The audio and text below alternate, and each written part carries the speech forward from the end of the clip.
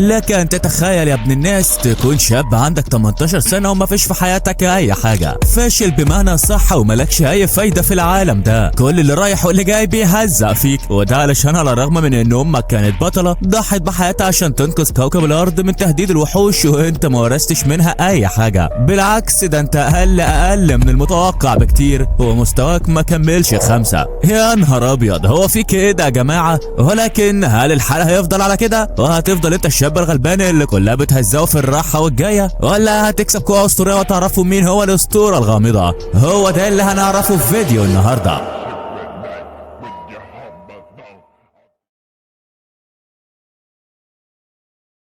في يوم من الايام بتطلع الست دي مع اولادها الاثنين، الاخ الكبير شويه هاو والعسوله الصغيره لين. الام بتتكلم معاهم حبه كده وبنعرف ان ده اول يوم للين في المدرسه. الام بتكلم هاو وبتقول له شايف اختك لين اجدع منك ازاي؟ النهارده اول يوم ليها في المدرسه ومش بتعيط زي ما انت عملت السنه اللي فاتت. هاو اتضايق من كلامها، لا ما تقولش كلام بيوجع دلوقتي ياما، ما انا كنت صغير وقتها ما كنتش اعرف اي حاجه ساعتها، ولكن ما تقلقيش انا هاخد بالي من اختي الصغيره وهنقذها من المتنمرين واي حد يفكر يأذيها. الام ضحكت له كده وهاو ده عسل يا جدعان والله. الام بتطمنهم وفي خلال ما كانوا ماشيين سوا لا بيهم ولا عليهم فجاه حصلت حاجه غريبه قدامهم، شق ظهر من العدم في السماء ليعلن عن كارثه جديده. الام والاولاد في الوقت ده اترعبوا، كل الناس من حواليهم ظهرت مستويات فوق راسهم بتعبر عن مستوى قوتهم زي ما يكونوا في لعبه بالظبط. هاو كان المستوى الاول واخته الصغيره كانت من المستوى الثاني. كل الناس بصت للسماء وفجاه شافوا منظر مرعب بالنسبه لهم كان مفاجاه. ايوه الشق بيوسع اكتر واكتر وطلع منه وحش اسطوري فتاك، وحش جاهز ومستعد للاتاك. الاسم السنفرو، المستوى 55، الغرض سفك الدماء وفتك الاحشاء. ايوه ده باينها هتقلب على دماغهم سواد. بينزل على الارض وفي ثانيه الا ثانيه دمر مبنى كامل بضربه واحده من ايده. سنفرو بعد جنوده ينشروا الفوضى ويقضوا على اكبر عدد من البشر باسرع وقت ممكن. والام مسكت اولادها بسرعه وخدتهم في حته امان، قالت لهم بكل حزن خليكوا هنا وما تقلقوش طول ما انا معاكم. الدمار والخراب حوالينهم من كل اتجاه وصرخات الناس ملأت عمق المكان. الواد كان واقف خايف ان الوحش ياكلهم، لكن مامته طمنته قالت له ما تقلقش يا عمري وشجعته بالكلام. طلبت منه وعد انه هيبقى جنب اخته ومش هتخلى عنها مهما حصل. قفل عينك بس وخليك شجاع زي انا كده وما تقلقش انا احميك ومش هيجرى لك اي حاجه. بتسيبهم وبتخرج من المكان وحان الان موعد الجمدان. الام بتلبس زيها القتالي واشتغلت في الوحش تخبيط من كل اتجاه. كانت فاكره ان ده هيفرق معاه، ولكن الوحش بيضحك ليها بكل اريحيه وبيكلمها بكل عصبيه. انت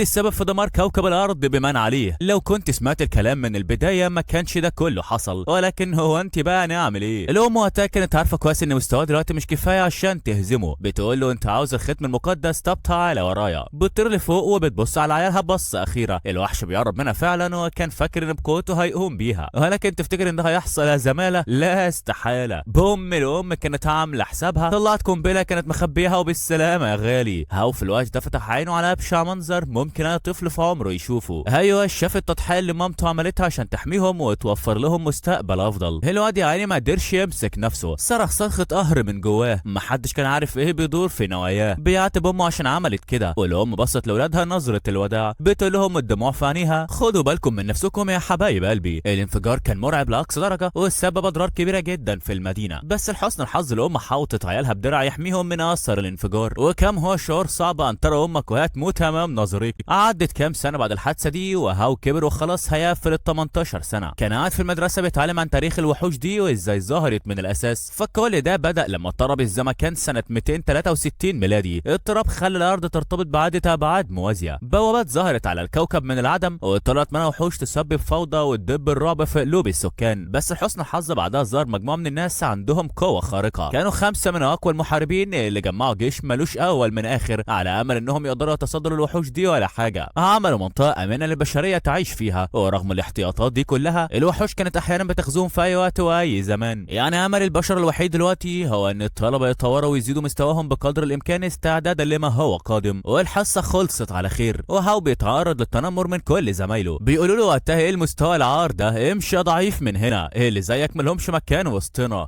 ربنا يعينك يا ابني والله. بنعرف ساعتها ان الواد ده لسه في المستوى الثالث يا عيني. اتريقوا عليه عشان مستوى اقل من فان واصحابه. هاو كان نفسه يمشي في حاله جنب الحيط، بس فان ابن الهرمه كان خنزير وما رضيش يسيبه من غير ما يعلم عليه.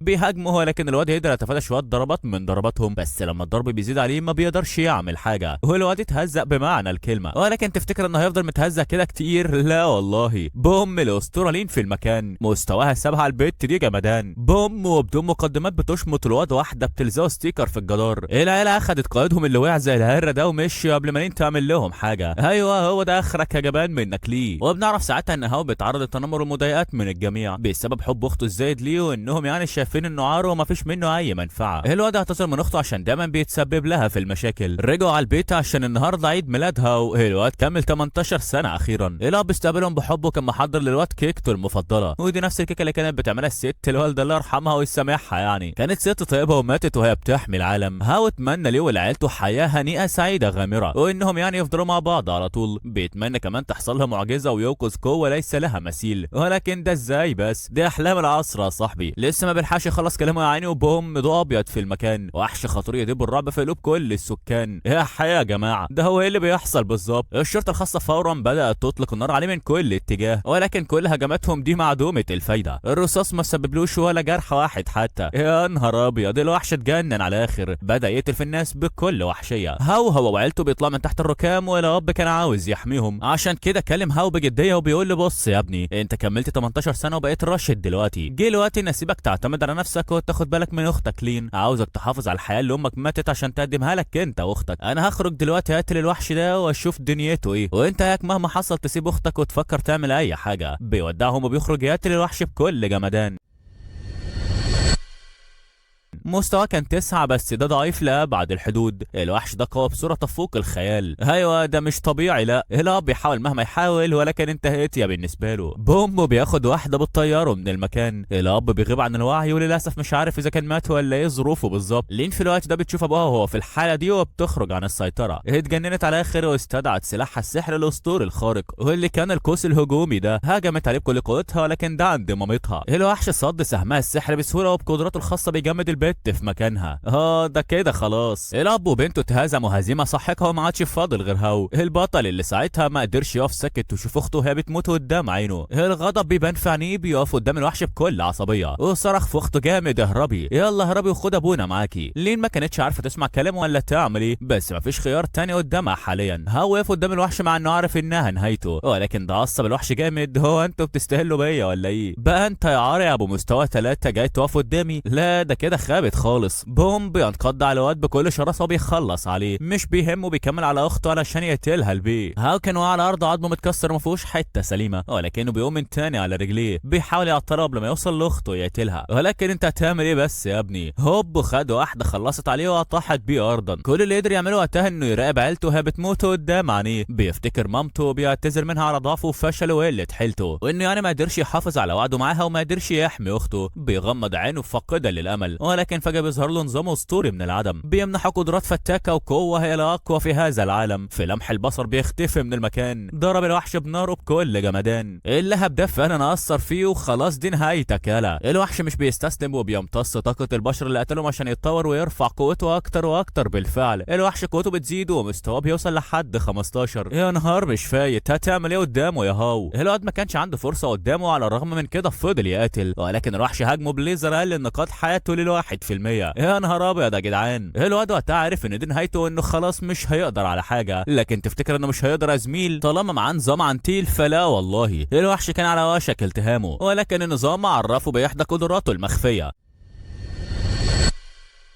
على طول بيفعلها وبيهجم على الوحش بكل جمدان. الوحش مش مصدق ازاي الواد ده عنده هاله امبراطور اللهب الاسطوري نورتون. بس دي خلاص نهايتك يالا. هاو قدر بارادته وعزيمته اللي تهد جبال انه يخلص على الوحش المجرم ده في الحال. عاش بالجلاش ياض والله. المهم بقى هزيمه الوحش دوت ادت لزياده قوه هاو وخبراته، وده فتح ليه مساحته الداخليه عشان يطور نفسه يبقى اجمد من اول بكتير. النظام استخدم شويه نقاط خبرته عشان يشفيها قبل ما يقول له انه تم اختياره من قبل علامه مقدسه. دلوقتي كان مستوى 12 مع ان الاحصائيات لسه بتوريه انه من مستوى 3 مش اكتر. كل مره هيستخدم نقاط الخبره اللي جمعها ويربطها بالنظام هيقدر يطور مستواه بكل سهوله ومن غير ما يشغل باله باللي حواليه. بعدها الثلاثه تم نقلهم للمستشفى، وهاو راح عشان يطمن على اخته وابوه، ولكنه لما وصل هناك شاف اصعب موقف منذ ان ولدته امه. شاف اخته وهي بتتوصل للدكتور عشان يعالج ابوهم المصاب. الراجل بيرفض والبت حاولت تقنعه بشتى الطرق، تجيبه يمين تجيبه شمال، والدكتور ابن الهرم برضه اللي في دماغه قالها لها بالنص كده: مفيش فلوس مفيش علاج. الراجل ده واضح جدا انه امريكاني الاصل، وده لانه طلب منهم فلوسه الاول. البت كمان عرضت تبيع له البيت اللي حالتهم، بس هو كان ابن هرم خالص وما كانش مهتم بيها. تبيع البيت تشتغلي في الغيط مش قصتي يا ماما. بص لها بازدراء وبعدين دفعها من قدامه ناحيه اخوها. الواد طمنها وقال لها ما تقلقيش يا عمره وعدك انها تتصرف وهجمع ثمن العلاج باي شكل من الاشكال. الدكتور البارد ده بقى كان محتار من ان هو قدامه سليم وما فيهوش اي خدوش. بيقول في عقل باله هو الواد ده اتحسن بسرعه من غير اي علاج كده ازاي؟ الواد قرب منه وقدم له البلوره السحريه دي، كان نفسه بس انه يقبلها كعربون. هو قدمها له متمنيا انها تكفي تسديد الفاتوره الطبيه لابوهم. الدكتور اول ما شافها ما صدقش، ازاي واد حسالة مستوى الثالث زي دوت يجيب حجر زي ده؟ انت اكيد سرقه. قال كده في عقل باله، ولكن علشان انت غالي عليا بس قلت لك هو بيفكر في ايه يا صديقي. انزل حط لايك بقى يمكن نوصل 2000 مشترك ولا حاجه. المهم الدكتور الخبيث دوت بيكتم المشاعر دي جواه، مع انه لسه مش مصدق ان في حد في المستوى الثالث يقدر يهزم وحش في المستوى ال 12 ويجيب حجر السحر بسهوله. اكيد هو حرامي وسرقه، ولكن هو انا ليه اكل ولا بحلقه؟ على اي حاله اخدها لحد ما اعرف الواد ده ايه في دماغه. بيحاول يساله بحرفيه، ولكن هو قال له ما تشغلش بالك، جبتها منين ولا ازاي مش قصتك. هبيت البيت اشتغل في الغيط ما يخصكش. هو مش ده كان كلامك اللي قلت لاختي من شويه ولا ايه؟ الدكتور بعد ما لقاك كده قال له طب بص يا سيدي، علاج السيد اللي والد ابوك هيكلفك حوالي 500,000 عمله، والبلوره اللي اديتها لي دي تساوي 200,000 عمله بس مش اكتر. هو قال له 3 ايام بس مش اكتر، والمبلغ ده كله هيكون عندك وعلى الجزمه كمان. الدكتور قال له لا حبيب قلبي، توتو على كبوته، يوم واحد معاك، يوم واحد بس والفلوس تكون عندي يلا. وقال لي العلاج مش هيبدا وحاله ابوك هتسوق اكتر واكتر. لين كانت حيرانه وقلقانه جدا في الوقت ده، مش عارفه هم هيسددوا المبلغ ده ازاي في الوقت القصير كده. ابوهم لا قدر الله ممكن يجرى له حاجه وحالتهم هتكون صعبه جدا. لكن هاو كان عنده خطه بنت ناس، بيقول لها ما تقلقيش يا بنت الناس، اخوك الكبير موجود وهيتصرف في كل حاجه. يا ترى ايه اللي في دماغه دلوقتي؟ ايوه بطوله الجامعه اللي اسمها زنزانه الحرم الجامعي اللي هتكون بكره يوم 25 في الشهر بالتحديد. بيعرف انه كان سمع طرطيش كلام كده عن الفايز والجائزه اللي هيحصل عليها. لين اتحمست جدا اول ما سمعته، كانت عايزه تشارك هي كمان عشان تزود فرصتهم في النصر، ولكن هاو قال لها يا بت لا، اسندي ظهرك وارتاحي، وده لان العبد لله طالما دخل فيها فمش هيكون لحد اي فرصه قدامه، فارتاحي زي ما قلت لك. يعني البت اقتنعت بكلامه ولا حد ما، والدكتور الخبيث كان بيسمعهم. بيرن على حد من معارفه بيقول له راقب لي الواد هوا خولين ده كويس وياك تشيل عينك من عليه. اراقبه؟ طب ليه يا ريس؟ ده حسالة مفيش منه اي منفعه. رد عليه وقال له الواد بعد ما كان بائس تعبان مسكين بقى جامد وما بيهموش اي حاجه، فانا عاوزك تراقبه وتعرفني بكل اللي تعرفه في اسرع وقت ممكن. قال له استبينا يا معلم، اوعدك ان هراقبه بكل تفاني ومش هشيل عيني من عليه ابدا. سلام رجوله. بيخلص اليوم على خير، والتاني يوم هو يوم المسابقه. بيتجمع كل طلاب الاكاديميه عشان يسمعوا الاعلان الجديد وشروط المسابقه. المدير اللي كان من المستوى ال11 بالمناسبه يعني كان سعيد جدا، وبيقول لهم ان فلوس الجائزه للفائز السنه دي هتبقى 1,000,000 عمله بفضل مجموعه هانمو اللي راعت الحدث ده. بنت كبيره من المجموعه دي اسمها كيرمو كانت موجوده عشان تدور على المواهب الموجوده هنا وتشوف لو في حد عليه القيمه. يعني بيبان ساعتها ان البنت دي مش سهله خالص، وكانت من المستوى ال20. بتقول على الله لا حد كويس المره دي. مجموعه هانمو دي بقى صاحبي كانت متخصصه في قتال الوحوش واستكشاف الزنازين بغرض الحصول على مجوهرات واشياء نادره لابعد الحدود. كل طلابها تشجعوا من الخبر ده، وكانوا متاملين انهم ينضموا لمجموعه هانمو ولا حاجه، وده لانها واحده من افضل واعرق الجامعات الموجوده في الوقت الحالي، ما كانتش الاولى يعني. كمان هي وعلى مدار ال5 سنوات اللي فاتوا اتصنفت ضمن افضل 6 مجموعات بين مجموعات الابطال. التفاصيل بتاعه المسابقه تم الاعلان عنها. اللي هيشاركوا هيتبعتوا لزنزانه تسمى بغابه الظلال، وغابه الظلال دي بقى فيها وحوش مستوياتها من 5 ل15. هذا الوحش النهائي في الزنزانه اللي هيكون من المستوى ال20 على الاقل. مسموح لهم يكونوا فرقه بشرط انها ما تعديش ال5 افراد. واخيرا وليس اخيرا، المشاركين هيكتسبوا نقاط التقييم لما يقضوا على الوحوش السحريه بالداخل.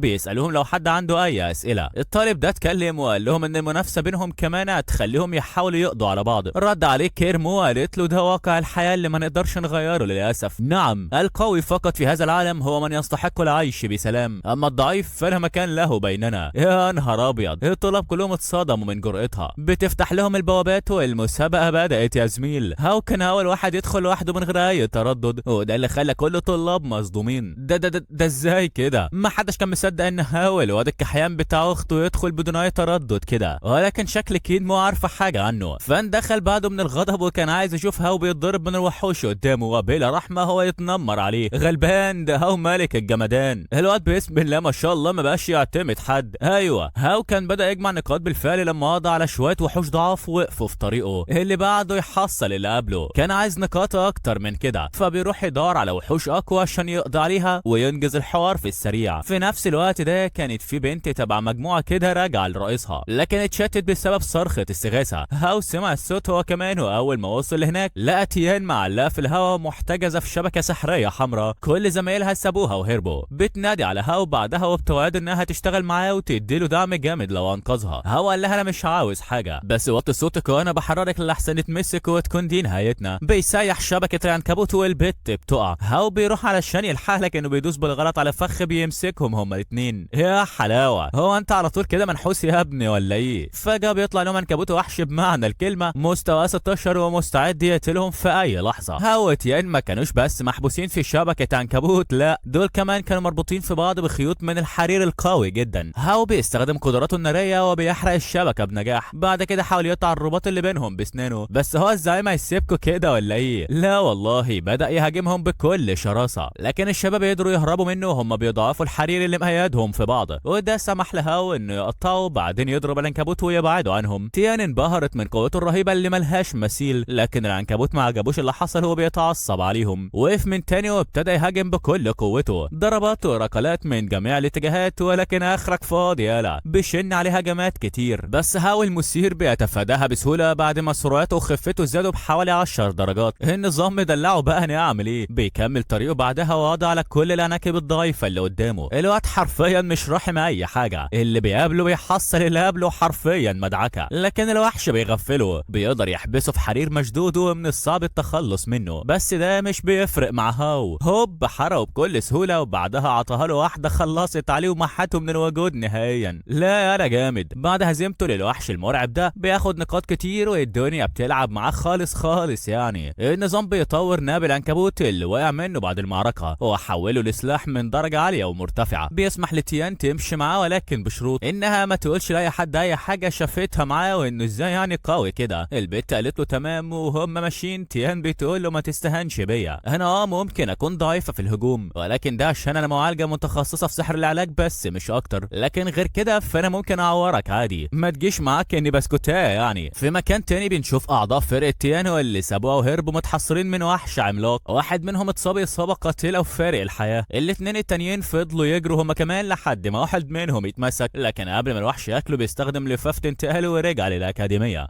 الثانيه كمان وكان هيودع. اخر واحد بالمناسبه هو قائد تلك المجموعه، بيفضل يجري باقصى سرعه عنده لحد ما قابل هاو وتيان، قعد يترجاهم ينقذوه، بيتحايل على تيان انها تساعده رغم انه سابها ورا ظهره وما فكرش غير في نفسه. بيعتذر منها والبنت كانت متردده تعالجه بسبب اللي عمله فيها، لكنها قالت اما اعمل باصلي وخلاص. هو سابني وهرب عشان شخص زباله وانا مستحيل اكون وسخه زيه. بدات بالفعل تزود صحته وتعالجه شويه بشويه. هو حاول يوقفها لانه لاحظ حاجه وظبطها في دماغه، بس خلاص يا حبيبي الان فات الاوان. الوحش ظهر وكمل هجومه عليهم هما الاثنين، ولكن هاو انقذها. بيستخبوا في المكان ده وهاو لا مش حذرتك تساعديه، اهو دلوقتي الوحش يعتبرك فرد من فريقه هيحاول يخلص عليكم انتوا الاثنين. الوحش بيفضل يجري وراها، والواد ابن الهرمه لقى نفسه حر والوحش مشغول مع البت المسكينه، فالف عقل باله دي فرصته وحاول يهرب، لكن تفتكر انه هيهرب في وجود الولد الخطير؟ لا مستحيل. هاو بيظهر من وراه بيمسكه من رقبته وبيضغط عليها جامد، بيهاجم الوحش بكل اريحيه، بينقذ تيان من هجمه والشيكه كانت هتصيبها، ولكن على مين؟ ده هاو بقوه تنانين بالشفا يا حزين. بعدها الواد بدا يعتذر على اللي عمله ويطلب السماح منها. انا كلب وضيع ذليل عويل ما فيش مني اي فايده، بعتذر منكم وبتمنى تسامحوني. العيال فعلا بدات تلين معاه.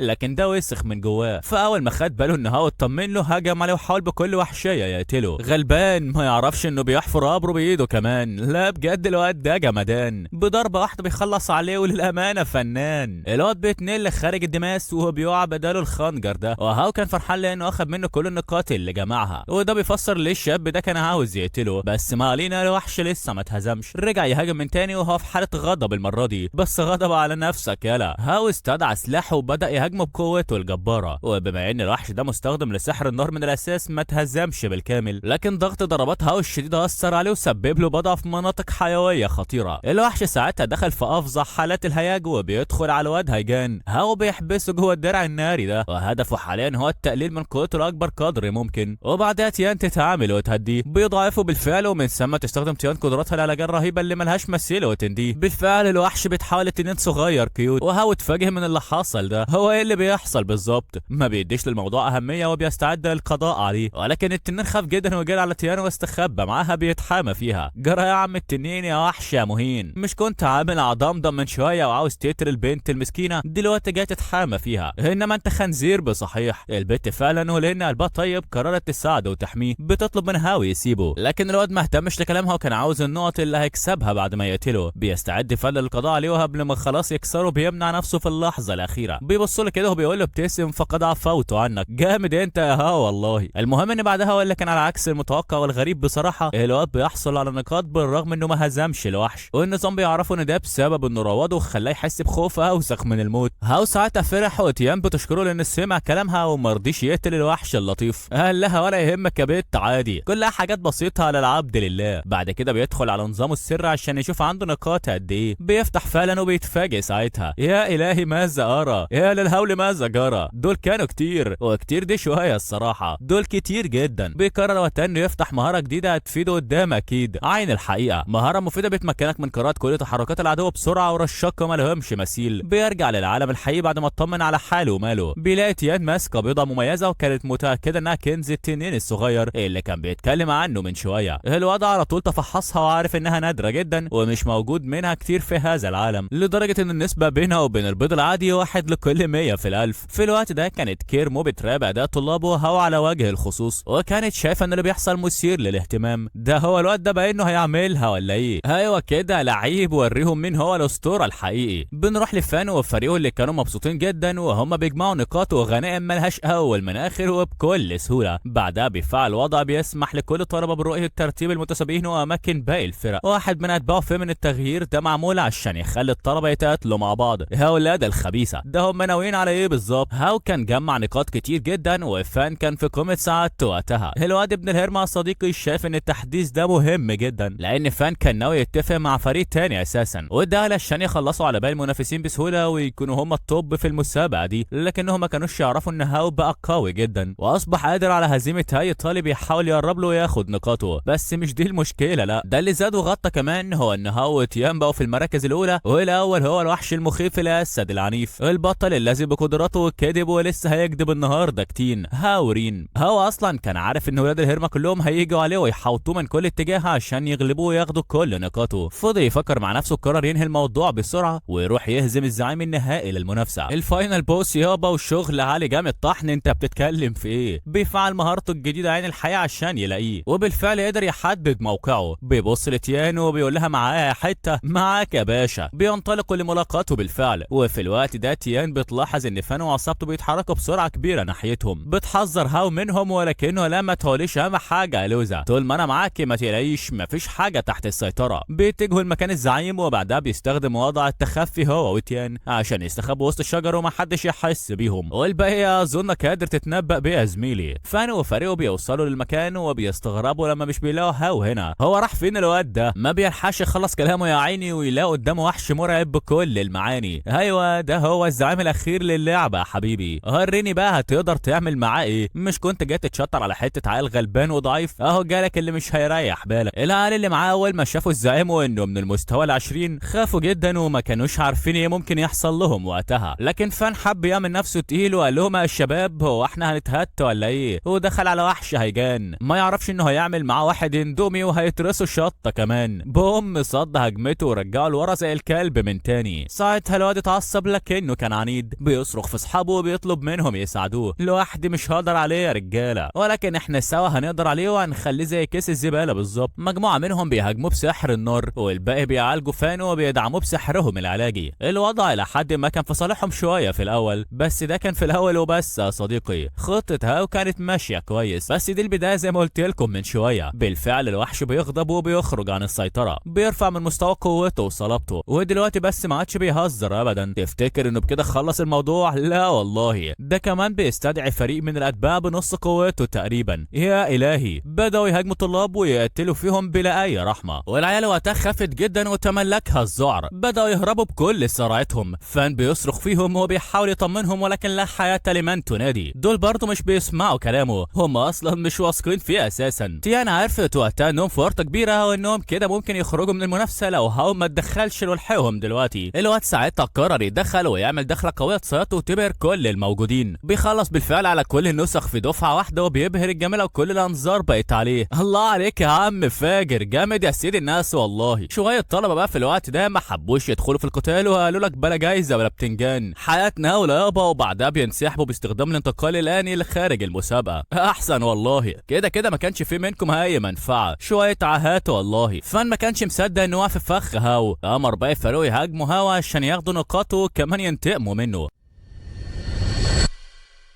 البطل كان مستعد يواجههم كلهم، لكن الزعيم النهائي كان لسه موجود. الوحش قدر يمسكهم كلهم بجذوره، ما عدا هاو اللي كان مركز وقدر يتفاداها هو وتيون. هاو لاحظ ان الوحش دخل شكله النهائي، وبصراحه شكله كان شبه شجره عملاقه مرعبه، فما كانش عايز يبقى ضحيه، فلا الشجاعه وحرر نفسه وما هربش، بالعكس هاجم على الوحش، ولكن اتحاصر بضباب اخضر عارف انه سم. نبه فريقه يغطوا بقهم، وبعدها استخدم مهاره تقلل تاثير السم عليه. لحسن حظهم ان هاو كان موجود وقدر يشتت الضباب واقنع الباقيين ينسحبوا لو مش عايزين يخاطروا بنفسهم. وفي الاخر ما فضلش غير هو وفان وتان، ولكن هاو بس هو اللي كان قادر يواجه الزعيم. الوحش استخدم كل هجماته عليه، لكن ولا واحده فيهم جابت نتيجه. هاو تفادى كل الضربات، وبعدها وجه الضربه الاخيره اللي خلصت على الوحش. بعد ما انهى المهمه ظهر بابا عشان يرجعوا منها. اتفاجئ لما اتعلن ان الثلاثه بس نجوا، وكان فاكر ان الكل انسحب بعد تحذيره. فان طلع يواجهه السهل ليه كان بيتظاهر انه ضعيف وهو في الحقيقه قوي. ما عجبوش الوضع فحاول يهاجمه، لكن هاو صد الهجوم بسهوله وخلاه يختفي من المكان. الوحش كان سايب كريستاله خضراء، هاو اخدها واداها لتين لانه حس انها تستفيد بيها اكتر منه. قبل ما تشكر الارض بدات تهتز والبوابه كانت بتقفل بسرعه. من التوتر تين وقعت وده ضيع وقت هروبهم. هاو ما كانش قدامه حل غير انه يرميها جوه البوابه، ولحسن حظه كان معاه لفافه انتقال استخدمها علشان يهرب. وصل للمدرسه لكنه لقاها متدمره كأن حرب قامت فيها. هو دخل فورا في وضع التخفي واستخبى لما حس ان في حارسين جايين، ما كانش عارف هم مين،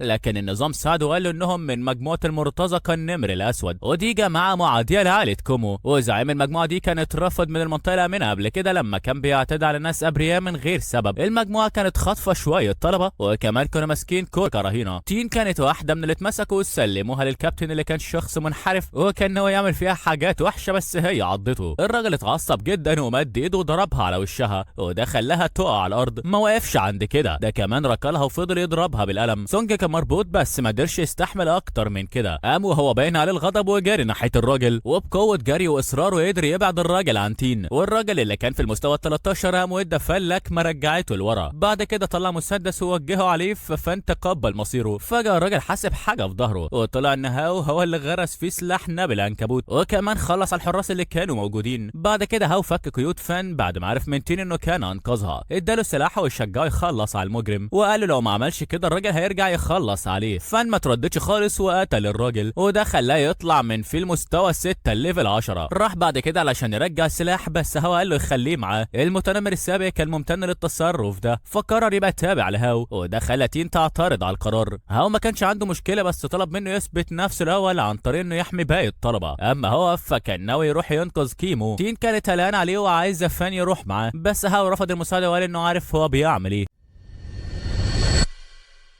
الولد ما ضيعش وقت وطلع بره وخلص على حارس واحد، وبعدين مسك التاني تحت ايديه السكينه وسال هما مخبيين كيا ومو فين. قبل ما يقدر ياخد اجابه نائب قائد في المستوى 28 دخل فجاه وخبط هو وقعه على الارض، راح عليه علشان يخلص على الولد بس هو تفادى الرصاصه. نائب القائد نادى تعزيزات علشان يتخلصوا من الضيف الغير مرغوب فيه لانه شاف هاو خصم مش سهل. بداوا يضربوا على الولد نار لكنه تفادى كل الطلقات، بس هو هاجم بحركته المعتاده بالنار بس ما كانش ليها اي تاثير. بعد كده حاول يجرح الراجل بس درعه كان قوي جدا. الشرير كان بان عليه شبه ايرون مان من تامو، وحتى طلع اشعه من صدره كادت تخلص على هاو، وكان واضح ان الولد اخيرا قابل حد قوي. الراجل استدعى اشعه ليزر زياده يضرب بيها عدوه، وهاو كان بيعاني شويه عشان يصدها. كان عارف انه هيتغلب لو ما لقاش حل. طلب مساعده من السيستم، فالسيستم اقترح عليه يطور مستوى الرابط بتاعه. ما كانش عنده خيار غير انه يوافق. فتح قدره دفاع جديده خلته يتحمل كل الطلقات اللي جايه عليه. كان باين ان نائب القائد كسب، لكن لما واحد من جنوده قال له ان هاو لسه عايش امرهم كلهم يفتحوا النار عليه ويتخلصوا من الازعاج ده. هاو قدر يتفادى كل رصاصه اتضربت عليه. هو كمان يقدر يخلص على كل التابعين الضعاف قبل ما يستخدم تقنيه الانفجار الجديده على نائب القائد. في الاول كان باين ان مفيش حاجه حصلت، بس بدلته بدات تسيح زي الشوكولاته تحت حراره عاليه، وفضل الراجل واقف بالبوكسر بس. هاو كمل عليه ضرب جامد وبعدين ركله ناحيه شجره. الراجل بدا يترجى يسيبه حتى عرض عليه مفتاح كنز. لما هاو فتحه لقى جواه حاجات كتير قيمه، فطلب من السيستم يحول تقريبا كل الحاجات دي لنقاط خبره لانه كان عارف انه محتاج يرفع مستواه عشان يقدر يواجه باقي الاشرار في مكان كيمو. السيستم اداله اختيار يا اما يفتح مهارات دعم اكتر يا اما يفتح حساب جديد يديه قدرات مختلفه. السيستم شغال بطريقه بتسمح لهاو يوصل لاكتر من حساب بمواضيع مختلفه. هاو الحساب فتحه كان حساب الامبراطور القرمزي، واللي اداله القدره يستخدم كل قوته الناريه مع السيف المميز. ولما شاف ان الحساب الجديد ممكن يقوي قدراته قرر يفتحه، وده اداله قدرات كريزي موس، وهو عالم مجنون عبقري من بعد تاني. الراجل ده كان قوي جدا لدرجه انه دمر العالم اللي كان عايش فيه. لما هاو فعل الحساب كان متوقع قوه رهيبه، لكنه استدعى روبوت ذكاء صناعي بس، وده ما عجبوش. الروبوت اللي كان من اختراعات موس شرح كل قدرات سيده، واللي كانت بتشمل الهندسه وصناعه الاسلحه وكمان الكيمياء السحريه والتعويذات وعلم الاحجار الكريمه. الروبوت قال ان هاو بقى عنده قدره يفكك اي حاجه ويرجع يكون منها ادوات ميكانيكيه زي ما هو عايز، وهو وراله ده عملي لما هاو اداله قنبله وخيوط عنكبوت كان جمعها من الدنجن فعمل منها قنبله لزقه. هاو اقتنع بقدراته الجديده وطلع مجموعه ادوات عشان الروبوت يستخدمها ويصنع اسلحه جديده، وبعد كده خرج من عالم السيستم عشان يبدا مهمه الانقاذ. كيمو كانت محتجزه في صاله الالعاب بتاعه المدرسه، ولما وصل شاف ان الحارسين بتوعها متحولين لتماثيل. سمع راجل بيتكلم معاها، فلما قرب يشوف بهدوء اكتشف ان زعيم العمليه دي كان في المستوى 38، وسمع ان الراجل استخدم تقنيه خاصه بتتعمل مره واحده اسمها عين ميدوسا عشان يشيل حركه الحراس، والطريقه الوحيده لانقاذهم كانت باستخدام دموع ميدوسا. هاو افتكر انه كان خد الاداه دي من صندوق الكنز اللي جابه من ايرون مان بتاع تامو، فراح جنب الحراس واستخدم الاداه عليهم عشان يرجعهم لطبيعتهم، بس ما حصلش حاجه. القائد كان موجود عشان يتكلم مع كيمو في شغل، وعدها ان زعيمهم هيخليها الرئيسه الجايه لمجموعه هانو، لكن في المقابل كانوا عايزين خريطه نشر المنطقه الامنه. البنت رفضت تخاف منه، كانت مستعده تواجه مصيرها، بس هاو انقذها في اخر لحظه لما الراجل كسر الحاجز الواقي بتاعها. هي عرضت عليه تديله 10 مليون زياده غير المليون لو قدر يحافظ عليها من غير ما يصيبها خدش واحد. هاو بدا الهجوم بهجمه ناريه، وكان متوقع انها تديهم فرصه يهربوا، لكن ما اثرتش خالص على القائد اللي الغى الهجوم بسهوله وركل الولد بعيد. لكن الولد رجع تاني بالدرع والسيف عشان يحمي البنت، وبداوا الاثنين يتبادلوا الضربات. هاو اكتشف بسرعه انه ما عندوش اي فرصه لما الشرير اخد 20% من صحته بضربه واحده وبعتها طاير. كيمو شافت ان الولد غلبان ما عندوش اي امل وقالت له يهرب، بس هو رفض لانه كان محتاج الفلوس دي علشان ينقذ ابوه، فكان قدامه حل واحد بس يكمل ويحاول ينجو. استخدم القنبله اللازقه وهو متامل تعمل حاجه مؤثره، لكنها غير انها مسكت القائد شويه وخدت جزء بسيط من صحته قدر يفلت منها عادي. القائد ضرب هاو ضربه تانية وهاو صدها بالدرع، بس القوه كانت اكبر من تحمله. الولد فهم ان الطريقه الوحيده عشان يكسب هي انه يستخدم دماغه، ولحسن حظه الروبوت كان خلص تصنيع سلاح فاستدعاه. كان مدفع جاتلينج استخدمه عشان يشتت خصمه، وده اداله فرصه يضربه بخنجر ضربه واحده في ظهره، لكن القائد رد بضربه بنفس القوه تقريبا، وكانت قريبه جدا انها تخلص على صحه هاو بالكامل. زعيم المتسللين كان متعصب لانه اضطر يستخدم قدره خاصه عشان يفضل عايش في المعركه الغبيه دي، ولو ما استخدمهاش كان زمانه مات. صحته رجعت بس الاقل من النص شويه. قرر ينهي القتال باستخدام مصلح حوله المخلوق شبه المستذئب. هاو كان متاكد انه خلاص كده انتهى، وكمان انا، لكن الحظ لعب دوره في اخر لحظه لما اتنقز على يد الحارسين الاثنين الثنائي في المستوى 40. استخدموا قبضاتهم الروحيه وشلوا حركه الشرير. في اللحظه دي هاو كان على وشك الموت، فسي ارم وامرت واحد منهم يعالج الولد. تعافى في نفس اللحظه واتسحب القائد واتجابوا قدامه عشان يخلصوا عليه. هاو ما رمش حتى في الحقيقه، ما رمش ولا مره. هو بيستخدم سيفه وينهي الشرير للابد، رغم ان الراجل كان متوعد ان موته هيبقى سبب هلاكهم كلهم. الست انبهرت جدا بالولد وطلبت منه ينضم لمجموعتها. هو رفض وقال ان كل اللي عايزه فلوس وبس. حاولت تغير رايه لما قالت له انه هيبقى عنده وصول لمعدات وموارد رهيبه، وكمان قالت له ان عيلته هتعيش في اكتر مكان امان اللي هو المنطقه الثالثه العليا بعيد عن اي هجوم وحوش. هو ما وافقش ساعتها، بس خد الكارت الاسود اللي كيمو عرضته عليه. بسببه ابوه اتنقل لغرفه الفي اي بي وما اضطروش يدفعوا ولا مليم علاج لان المستشفى كانت تبع لمجموعه هانو. كبير الدكاتره دخل يطمن عليهم واعتذر عن المعامله اللي حصلت قبل كده، وامر الممرضات يجيبوا اقوى تريا عندهم للمريض. يون فاي كانت عايزه تعرف ليه خد الكارت الاسود وافتكرت انه كان رفع مستواها، بس هو في خيالها الواسع.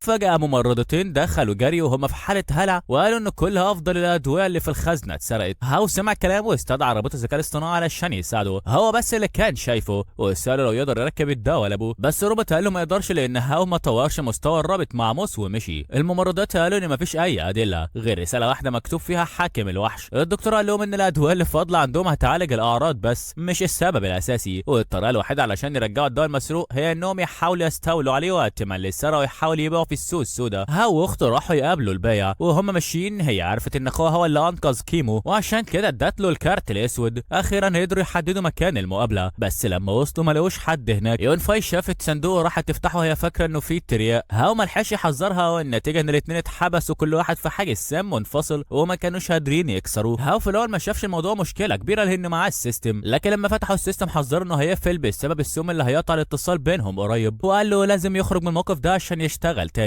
في اللحظه دي هاو رجع لنقطة الصفر. صوت لفت انتباهه واتضح ان اللي ورا الموضوع دكتور فاسد في المستوى 10 كان عامل السم ده مخصوص علشان يمسك هاو. خطته كانت يسلمه الحاكم الوحش، بس كل ده اتبهدل لما ست اسمها كو انقذتهم. ضربت الدكتور وبعدين فجرت الحاجز، وبينما هاو كان بيطمن على اخته المجرم هرب بسرعة من غير ما يبص وراه. هاو الست الجديدة جري وراه، لكن طلع الدكتور بيجري بسرعة غريبة وسبقهم. هاو ما كانش يقدر يستخدم السيستم لسه، بس كان لسه معاه قوته القتالية فاستخدمها وعمل حركات باركور مجنون علشان يسبق الدكتور. الراجل اختفى بجهاز غريب وسو عرفت انه تبع مجموعه هانجنج. لما شافت الشعار هاو حس ان اخته في خطر فجري يرجع ليها، لكنه وصل ولقاها مخطوفه. البطل ما كانش يقدر يعمل حاجه لان السيستم كان لسه مقفول، وكل اللي يقدر يعمله انه يتفرج وهي بتضيع منه. فجاه واحد اسمه اناندا انقذها لما نط برجليه الاثنين على وش الدكتور. يون فاي عرفته على انه طالب اكبر منها في المدرسه وكان معروف انه عبقري، لكن اناندا كان متواضع وانكر الكلام ده. المره دي هاو اتاكد ان المجرم ما يهربش، خد الترياقه وبعدين يستخدم جسم الدكتور كانه كيس ضرب، لكن حظ الدكتور كان معاه لما واحده من اتباعه جت وانقذته وحطت تعويذه سيطره على عقول على هاو اللي معاه. شالته وكانت ناويه تمشي، بس الدكتور فاق ورجع ياخد الترياقه قبل ما يهربوا. في اللحظه دي السيستم صرف نقاط زياده وخلى هاو يقدر يتحرر قبل ما الدواء يتاخد. الست حاولت تمسكه تاني بس المره دي ما نجحتش. هاو هاجمها لكنها شتته باستضعاف وبعدين اختفت. الدكتور الضعيف بدا يترجى يسيبه يعيش وطلع مصله حقن نفسه بيه. هاو قدر يطعنه في صدره، لكن تاثير الماده الغريبه كان بدا يظهر فتحول لوحش ضخم قبل ما يختفي علشان يرجع يقتل في يوم تاني. سو قالت لهاو ان في مزاد خاص هيحصل في نفس الليله. هو ما كانش عايز اخته تروح معاهم فطلب تاكسي يوديها البيت. الولد كان فاهم ان سو ليها علاقه بكيمو لانها ظهرت فجاه وانقذتهم. شكرها على اللي عملته وهي سالته لو يعرف انشاند لانها حست ان اطراف تانية كمان مهتمه بيه. هو قال انه ما يعرفوش، لكنه كان مبهور من انشاند عمل حاجه كويسه واختفى من غير ما يقول ولا كلمه. وصلوا في الوقت المناسب للمزاد بتاع السوق السوداء واللي كان شكله كانه موجود في عالم تاني. اول قطعه اتباعت ب 3 مليون وكان اللي اشتراها اناند اللي كان حاضر المزاد. هو ما قدرش يصدق ان واحد صغير كده ومش معروف عنه نفوذه ولا ثروه يملك المبلغ ده. الروبوت الذكاء الصناعي بتاعه ظهر وعرض يساعده يقيم قيمه الحاجات اللي بتتباع عشان ما يضيعش فلوسه او يشتري حاجات ملهاش لازمه. لحد اللحظه دي كل الكنوز اللي اتعرضت في المزاد كان اناند هو اللي بيشتريها. هو عارف ان زميله في المدرسه تابع لمجموعه شبه مجموعه هانمو. سو قالت له ان لو وافق على عرض سي ام او انضم لمؤسستها كان هيبقى معاه فلوس يشتري بسهوله كل حاجه بتتعرض. القطعه اللي بعد كده كانت مخطط تصميم معمول على ايد مهندس اسطوري، وكان معروف ان الوصول للمستوى ده صعب جدا واقل من 10 اشخاص بس اللي وصلوا ليه. وبما ان المخطط كان معقد جدا ما حدش كان فاهمه ولا عايز يشتريه. سعره كان قليل جدا مقارنه بقيمته. كل الحاضرين اتفاجئوا وضحكوا لما هاو رفع ايده واشتراه ب 2 مليون. استلم القطعه فورا والسيستم قال له ان ده مخطط لآلة ميكانيكيه قتاليه وكمان رفع مستوى الآلة ل 20. هاو عجب الكلام ده لانه ممكن يساعده في قتال الوحوش. اخر واغلى قطعه في المزاد كانت جرعه احياء خاصه بقزم غاضب، وابتدت طلبت المزايده عليها من 100 مليون. سو وضحت لها ان الجرعه دي تقدر ترجع الميت للحياه، لكن ليها اثار جانبيه، منها ان الشخص بيتحول لقزم مسكون بالغضب وعطشان للدم. هاو سال روبوت الذكاء الصناعي اللي سماه فايس لو ممكن خبير كيمياء سحريه يصنع جرعه زي دي، لكنه قال ان ده مستحيل لانه ابعد بكتير من علم الادويه وكمان حاجه غير اخلاقيه. واثناء كلامهم انشاند اشترى الجرعه ب 300 مليون، وده خلى هاو يتساءل هو ناوي يحيي مين. المزاد خلص ولما كانوا ماشيين في الشارع انشاند قرب من هاو من وراه، بارك له على انه اشترى حاجات كتير ويساله اذا كانت جرعه الاحياء بتشتغل فعلا. الطالب الاكبر قال له انه مش متاكد، لكن الفكره نفسها بتدي الناس شجاعه تعدي حدود البشر لان عندهم امل انهم يمكن يرجعوا للحياه. قبل ما يمشي اناند ادى هاو واحده من الحاجات اللي اشتراها، وكانت عباءه طيران كان هاو نفسه فيها جدا. رغم ان الطالب صرف عليها 6 مليون ما كانش عنده مشكله يديها له، وقال بشكل عشوائي ان اخته هاو لطيفه.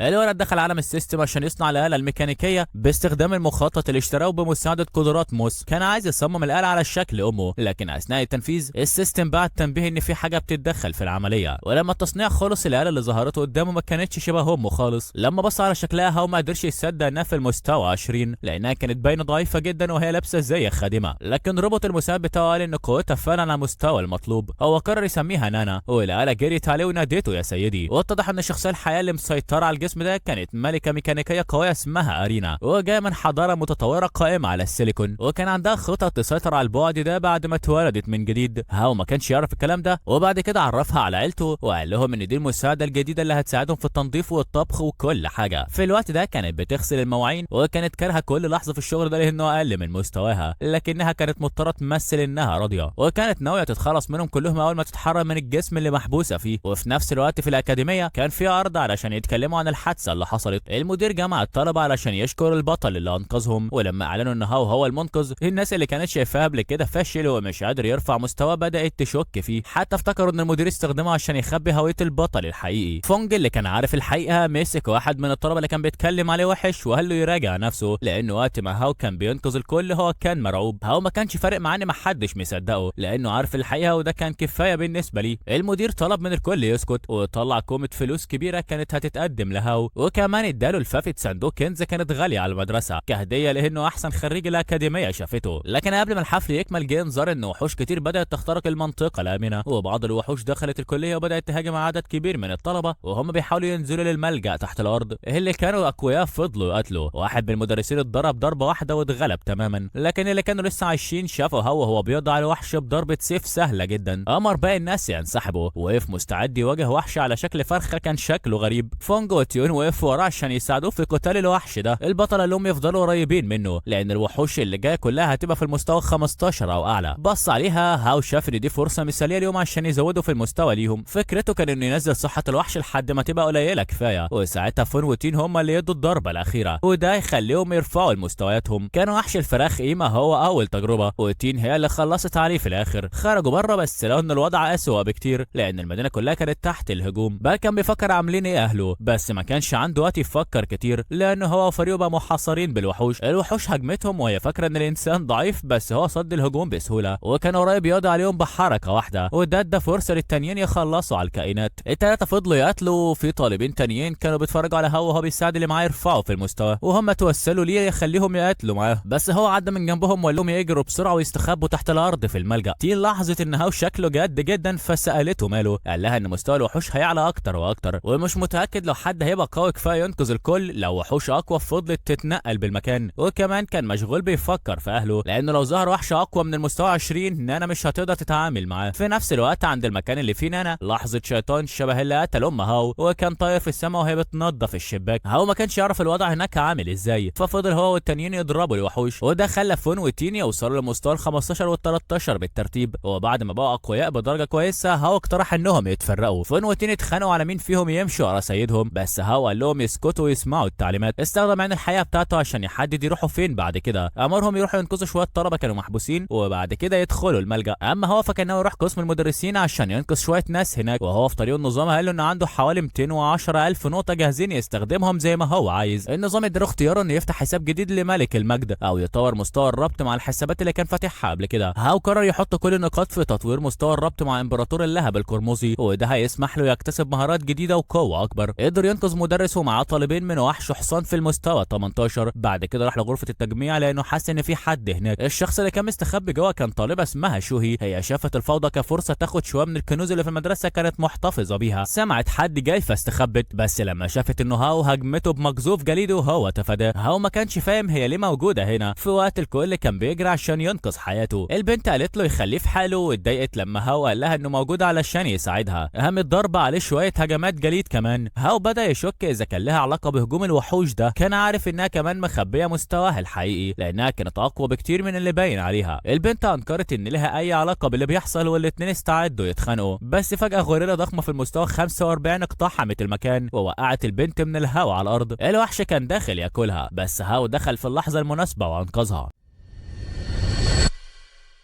هي شكرته على انه انقذها، وبعدين قالت له يجري لانه ضعيف ومش هيقدر يواجه الوحش ده. هو قال لها ان هو كمان كان مخبي قوته الحقيقيه، وبعد كده اداها جرعه تعافي ترجع لها طاقتها. من اول هجوم للوحش هو عارف انه لازم يتعاون مع البنت دي عشان يقدروا يقضوا عليه. الوحش اتضايق انه مجرد بشر فاكرين انهم يقدروا يقفوا قصاده، وبدا القتال ما بينهم. الاتنين كانوا فريق كويس لانها خلقت فرصه خلت هو يضرب الوحش من وراه وياخد جزء من صحته. البنت كانت مقاتله قويه وخفيفه وسريعه جدا، وبصراحه الغوريلا الضخمه كانت بتتغلب رغم انها بدات تاخد القتال بجديه. الغوريلا مسكت هاو وخبطته في الارض جامد زي ما هالك عمل مع لوكي، بس هو قدر يفلت وسبب جرح قوي في وش الوحش. الوحش ما كانش عايز ينهزم لوحده، فحاول صحته البلور التفجير الذاتي وكان ناوي يخلص عليهم معاه. شوهي حذرته الانفجار هيبقى ضخم جدا ولازم يبعدوا عنه على قد ما يقدروا، بس هاو ما كانش من النوع اللي بيجري، فعمل العكس وقرب منه اكتر. دخل في قتال قوي مع الوحش. شوهي قررت تساعده فضربت رمح جليدي ضخم والوحش اضطر يصده. الفرصه كانت مثاليه لهاو فاستغلها وقطع القرد نصين بضربه واحده زي ما ميهوكا قطع موجه الجليد. الوحش ما صدقش انه اتهزم على ايد بشر، وقبل ما يختفي قال ان سيدهم هينتقم منهم. هاو وقع على الارض من التعب واستلم 5000 نقطه خبره. شوهي راحت تساعده يقوم، وهو اعترف بدورها في انها ساعدته يهزم الوحش. اقترح عليها يروحوا للمكان الامن، بس هي قالت له انها مش محتاجه، وقالت انها ندمانه انها ما عرفتهوش بدري واختفت وهي بتتمنى تقابله تاني. الروبوت الذكاء الاصطناعي ظهر وبدا يجمع حاجات كتير عشان يستخدمها في الهندسه. هاو ما كانش متاكد اذا كان صح ياخد الحاجات دي لنفسه، لكنه قال انه هيحتفظ بيها عشان يديها لمدير الاكاديميه. وهو بيجمع الكنوز القيمه ظهر انذار ان وحش بمستوى عالي جاي ناحيتهم. هاو استخدم عين الحقيقه عشان يشوف مستوى الوحش، ولما شافه اتصدم لانه كان وحش شبه اللي امه حربته زمان، وكان في المستوى 55. الوحش كان وصل بالفعل للخزنه اللي فيها الطلبه الباقيين، وكان بيخبط على الباب وبيحاول يكسره. فانو والمدير كانوا واقفين مستعدين يضحوا بحياتهم لو الوحش دخل، وكانوا متاملين ان هاو يجي ينقذهم. وفي اللحظه اللي الوحش كسر فيها باب الحديد الثقيل وداخل يهاجم، البطل ظهر ووقف الضربه. المدير ما صدقش يعني لما عرف ان الوحش كان في المستوى ال 55. الوحش كان باين انه اتعرف على هاو، كانه حاسس بنفس الطاقه اللي كانت طالعه من واحده ست في الماضي. يمكن ده نفس الوحش اللي امه حاولت تهزمه قبل كده. المعركه بدات لما هاو دفعه لورا، بس الوحش كان واضح انه مش واخد الانسان ده بجديه. هاو عارف انه لازم يدي كل اللي عنده في القتال ده، فانطلق عليه بهجوم سيف ناري، والهجوم سبب ضرر كبير وقطع دراع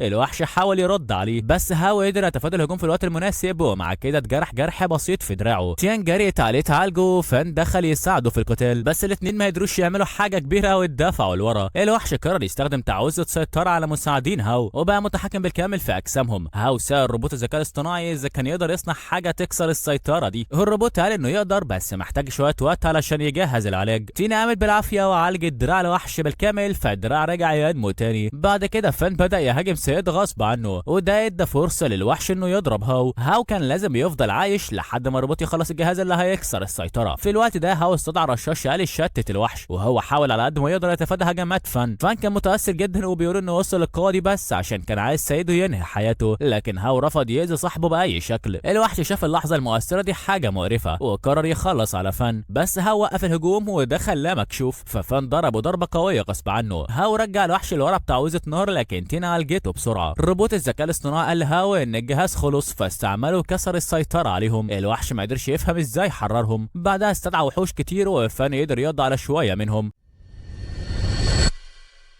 لكن الباقي عدى وراح يهاجم الطلبه التانيين. تين عالجت هاو فورا ودخل لا يقدر يحميهم من الوحوش، بس ده استهلك طاقه كبيره منه. بعد كده الوحش اللي في المستوى ال 55 قرب من هاو وسممه بغاز احلام، وبعدها اخترقه في بطنه. كان كمان بيحاول يمتص كل طاقته قبل ما يقضي عليه نهائي. عمل حاجز منع اي حد يدخل يساعده، وفي نفس الوقت هاو دخل في حلم كان فاكره حقيقي. لقى نفسه في زمن كانت امه لسه عايشه فيه، وافتكر ان كل اللي حصل لحد دلوقتي كان مجرد كابوس. فرح جدا لما شاف امه عايشه وحضنها بقوه ودموعه في عينيه، بس حس ان في حاجه مش مظبوطه لان امه كانت بتتصرف بطريقه غريبه. هاو فهم ان ده مجرد وهم وقدر يخرج منه، وبفضل اللي عمله ده النظام فتح له القوه الكامله لامبراطور اللهب القرمزي. هاو اتحول وبعدها ضرب الوحش ورجعه لورا. مستواه كان اعلى منه بكتير، والوحش ما كانش عنده اي فرصه قدامه. والغريب انه قطع نفس الدراع اللي كانت اتقطع قبل كده. الوحش قال له انه مستحيل يتقاضي عليه نهائي، لانه كل اللي محتاج يعمل انه يسيب بيضه وساعتها هيقدر يرجع للحياه تاني. ووعد هاو انه هيرجع وينتقم منهم كلهم لانه حفظ اشكالهم في ذاكرته.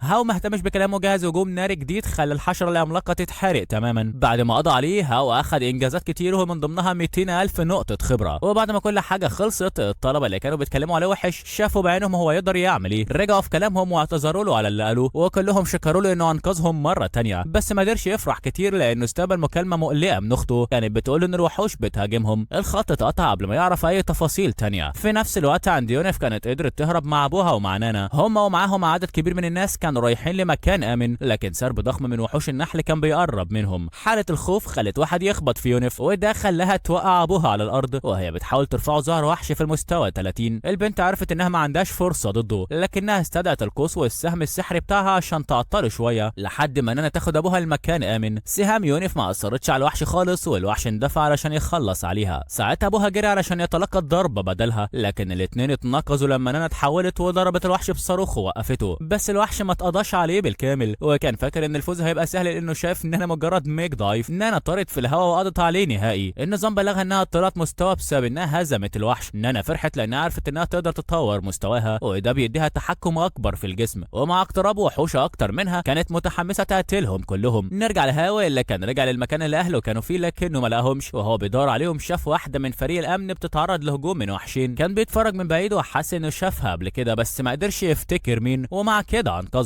والبنت عرفت نفسها باسم تشينلو، طلب منها تيجي معاه وهم بيتتبعوا اثار عيلته. وفجاه وحش في المستوى 30 نزل قدامهم فهاو دخل يقتله. الست كانت واقفه ورا بتتفرج بابتسامه خبيثه وبتقول قد ايه هيبقى رائع لو قدرت تاخد قوته. اول ما هاو خلص على الوحش اتضرب من وراه، ولما لف عشان يشوف مين اللي عمل فيه كده لقى انها الست اللي كان لسه منقذها، وكانت حالت نفسها بنفس الحقنه اللي الدكتور استخدمها قبل كده. هي اتحولت لوحش على شكل تعبان وده رفع مستواه في المستوى 58، واتضح انها هي نفس الشخص اللي كان بيحاول ينقذ الدكتوره قبل كده. كشفت له ان اللي حقنته في نفسها كان عباره عن بركه من اللي بيسموه حاكم الوحوش. هدفها كان انها تقدم هاو قربان لسيدها. ابتدت تهاجمه لكن هاو قدر يصد الهجمات اللي رميتها عليه. بعد كده حصرته جوه وهمه وقالت له ان لو انضم ليهم هيبقى اقوى بكتير. هاو ما اقتنعش بكلامها وقدر يكسر الوهم باستخدام قوه عين الحقيقه. هاو كان طاقته بتخلص بسرعه لانه كان بيقتل من غير توقف. تشينلو ما كانش عندها مانع تضيع وقت لحد ما يعجز تماما عن القتال. الولد ما كانش قدامه حل غير انه يطلب من النظام يفعل اقوى هيئه عنده. النظام حذره ان حالته الجسديه ضعيفه ومش هتستحملها، بس هو ما اهتمش وفعلها. لما شافت عناده قررت تخلص عليه وخلاص. هاو كان بيحاول يلاقي اي فرصه يضربها قبل ما الوقت يخلص، خصوصا ان دفاعها وهجومها كانوا عاليين جدا. سأل الذكاء الاصطناعي لو يقدر يحدد اي نقطه ضعف، وكل اللي قدر يقوله ان الحل الوحيد انه يخلي التعابين السمين اللي طالعين منها يعضوا نفسها. استغل نيتها في القتل وتحركاتها واتحرك بطريقه خلت التعابين يعضوا نفسهم.